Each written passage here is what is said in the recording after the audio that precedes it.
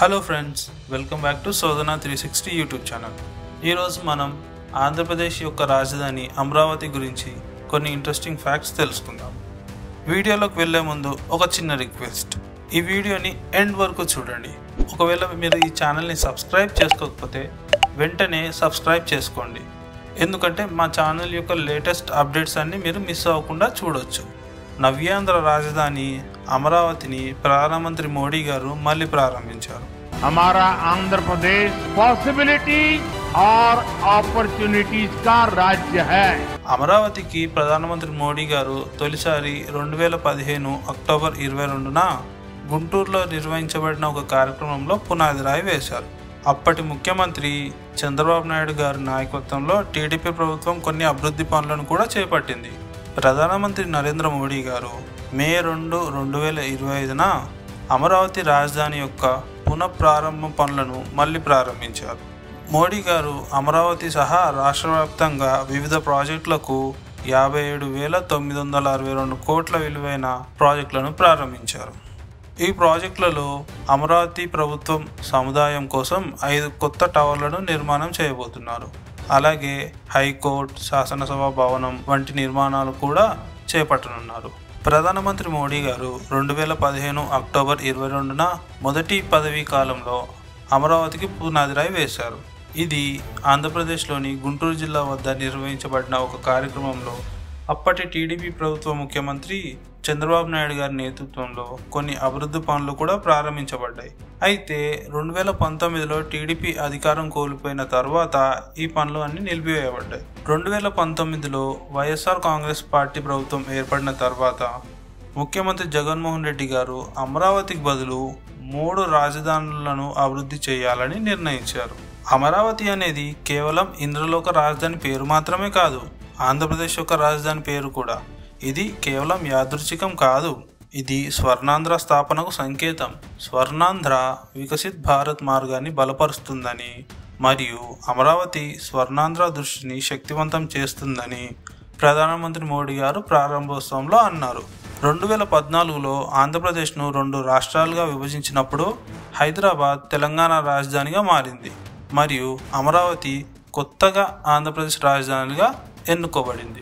ప్రధానమంత్రి మోడీ గారు అసలు ఈ అమరావతి పునఃప్రారంభ కార్యక్రమంలో ఏమేం ప్రాజెక్టులు ప్రారంభించారో ఇప్పుడు చూద్దాం. శుక్రవారం ప్రధానమంత్రి మోడీ గారు ప్రారంభించిన 58,000 కోట్ల విలువైన ప్రాజెక్టులలో 49,000 కోట్లు అమరావతిలో 74 ప్రధాన మౌలిక సదుపాయాలకు కేటాయించబడ్డాయి. వీటిలో ఆంధ్రప్రదేశ్ శాసనసభ, సచివాలయం, హైకోర్టు మరియు న్యాయ అధికారుల నివాస నిర్మాణాలు ఉన్నాయి. మోడీ గారు డిఆర్డిఓ క్షిపణి పరీక్ష కేంద్రం కోసం 1,459 కోట్ల విలువైన ఒక ప్రాజెక్టుని నిర్మించాలని దానికి పునాది రాయి వేశారు. విశాఖపట్నంలోని యూనిట్ మాల్ కోసం డిపిఐఐటి ద్వారా 100 కోట్ల ప్రాజెక్టుకి పునాది రాయి వేశారు.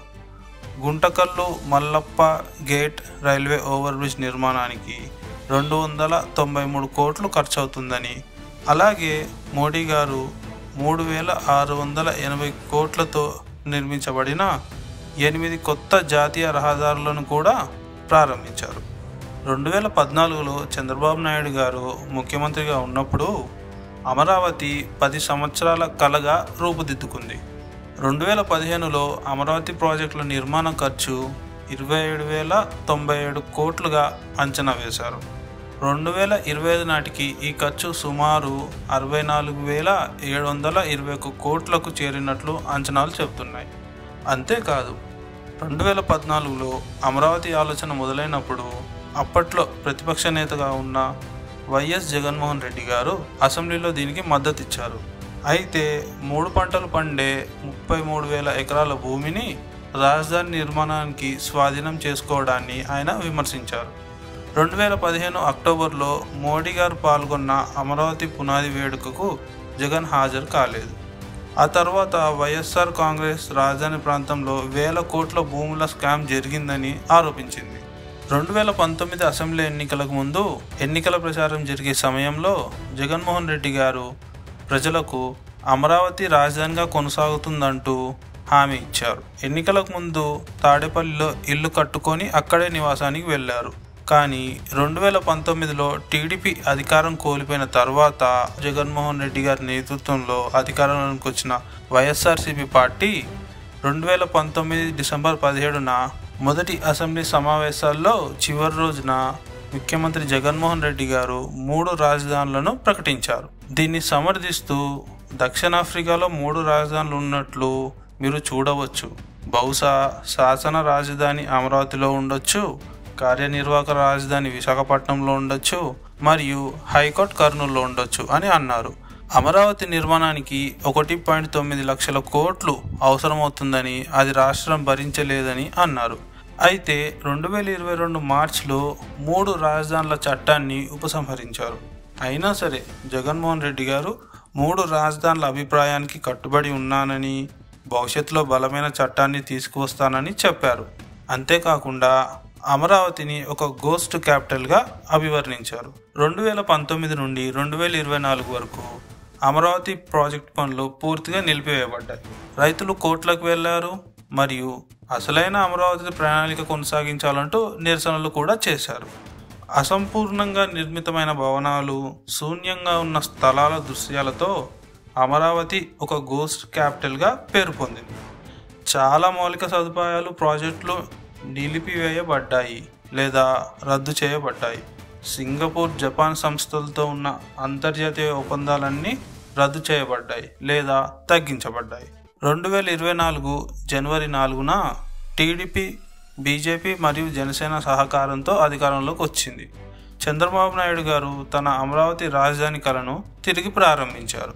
ఇలాంటి మరిన్ని ఇంట్రెస్టింగ్ వీడియోస్ కోసం వెంటనే శోధన 360 ఛానల్ని సబ్స్క్రైబ్ చేసుకోండి.